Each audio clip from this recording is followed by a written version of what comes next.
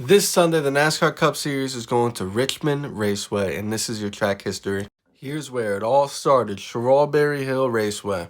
In 1946, after World War II, IndyCar decided to take on this half-mile dirt oval, and it started history in the Virginia area for years to come. 2 years after that, NASCAR got started, and this is one of the first tracks that they decided to put on the schedule. And the first NASCAR winner on this track was Lee Petty.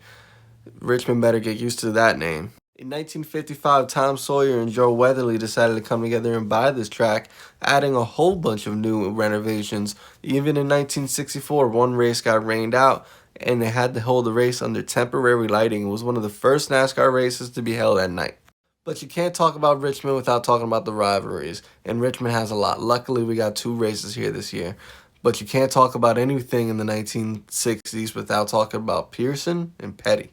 From 1965 to 1969, Pearson and Petty won 8 straight races here, with Petty getting 3 of them, but David Pearson got the other 5. But there was changes coming to Richmond. In 1968, they made the controversial decision to pave Atlantic Royal Fairgrounds, and this changed the racing a lot. But one driver was comfortable on this kind of service, and it was Richard Petty, the king. From 1970 to 1973, he won 7 consecutive races here, all by himself. And if you think I can forget about this iconic rivalry, you're crazy. Coming down to the end of the race, the Intimidator in the number 3 car and Jaws in the number 11, they're battling. They're not giving each other an inch of room. There's no passing lanes on this track. There's one way to pass. Move your opponent. But Waltrip is strong on that wheel. Even the 3 can't move him, so he has one option. Put him in the wall. And the 3 does it. He gives him all he got into that back bumper, but unfortunately he gives him too much.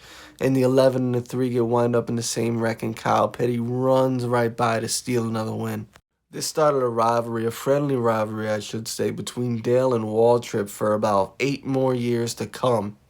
But let's get back to the track. In 1988, they desired higher speed, so they decided to reconfigure the entire track into a D